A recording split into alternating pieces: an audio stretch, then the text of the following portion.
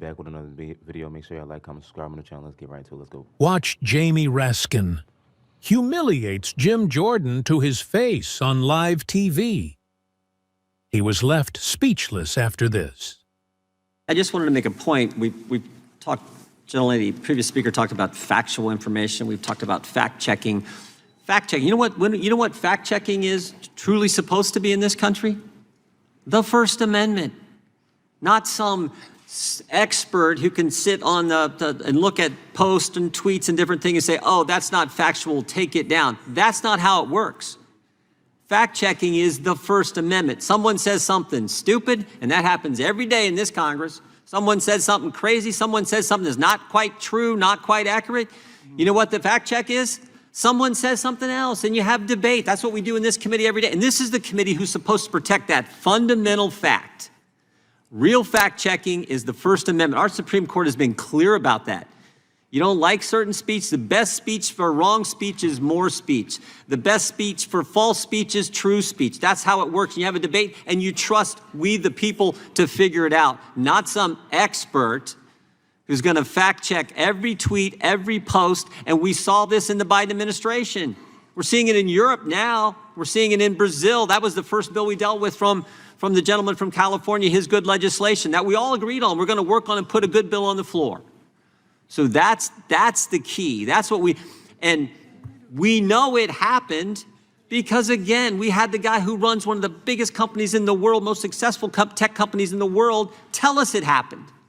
We had on the third day of the Biden administration an email from the White House to Twitter saying, take down this tweet ASAP. The government telling a business to take down a tweet, and the tweet, ironically, was from RFK Jr., who was going to be running for president against the guy in the White House. So he was saying, take down the speech of my opponent. That's not how it's supposed to work in this country. That's what we're concerned about. That's why it's in our oversight plan. And if you want additional things to look at, again, put them in your viewpoints. We're happy to accept them. We'll take everything Mr. Raskin has said today, everything the gentlelady from Texas has said today. We'll take everything the Democrats said. You want to put all that in your plan? Put it in your plan. That's fine. That's how it works. But no, that's not good enough. That's not good enough. I yield back to the gentleman from California. Mr. Chairman, thank you very much. I'm inspired by your First Amendment passion. You are the I knew you would be. You are the John Stuart Mill of the House of Representatives and the Voltaire of Congress, and you put me in the mood of Justice Brandeis. But I want to ask. You can stop there. No, I got to keep going a little bit because I have to know whether or not your First Amendment passion and principles, which I take to be completely true, and I've always known that about you, extend to one citizen named Donald Trump. Now, let's talk about Donald Trump for a second, okay? He is, after all, I think, the President of the United States. And check this out, okay? Everybody in this room who's sitting on this side of the dais is a politician, okay? We have people say stuff about us and say stuff about our rivals and our opponents all the time. I don't know if there's anybody here who's ever sued anybody in politics for libel or defamation. I'm taking that no. I imagine a lot of us have felt like, have you? Well, I'll be curious to hear about that later, Mr. Issa. But the vast majority of us don't sue people, even when we feel really aggrieved by the mean things that people say. And yet, Donald Trump gets to be president of the United States, and suddenly he decides he doesn't like Jim Jordan's approach, which is the answer to bad speech is good speech. The answer to false speech is true speech. The answer to nonsense is the dialectics of expression. That's the spirit of the First Amendment. Well, check this one out. Donald Trump personally suing CBS for $20 billion. The President of the United States is suing CBS for $20 billion. Why? I ain't gonna lie, the president suing somebody is insane. I've never heard that before. I don't know if y'all have that. He has all the money in the world. He over here trying to sue people. That's crazy. What did they say about him?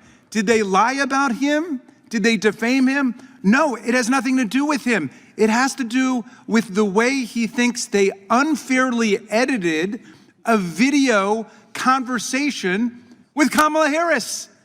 He said that the way the video looked in the commercial for 60 Minutes was different from the way she appeared. The President of the United States is suing them for $20 billion and ordering the FCC, which is part of the US government and under his unitary executive theory, reporting directly to him like a monarch. He's ordered them to go out and investigate CBS. And meantime, his close friend is trying to take over Paramount. And so he's, of course, completely entangled on the business side. That's not the first time. He did it to ABC with George Stephanopoulos, which settled a suit for him for, I think that one was $15 million. The President of the United States is shaking down the media. Would you guys really be so silent and taciturn about this if it was Joe Biden doing that? Honestly, I'm just waiting for one person to answer me honestly about it. Would you guys be okay if Joe Biden had been the one who had said destroy a grand jury subpoena against the Democratic mayor of New York for corruption? Would you be okay with that? But suddenly, because it's Donald Trump, you don't want to do oversight on it. It's the most amazing thing in the world. And there are young people watching, and this is the US government. And we're going to be silent with all of these attacks on the First Amendment where the president is saying, I don't like the words you use. I want you to say Gulf of America, not Gulf of Mexico. Associated Press is now banned from this room. I'm kicking you out. I mean, come on. This is the United States of America. Will any of my friends over there, all of whom understand and love the First Amendment, say it should apply even against the President of the United States? And I know you voted for him, and you'd vote for him again if the Constitution changes and so on. But leaving all that aside, does the First Amendment not apply to him? So I find that we are in an astonishing situation right now. Will the ranker yield? I would gladly yield to the gentlelady from Texas.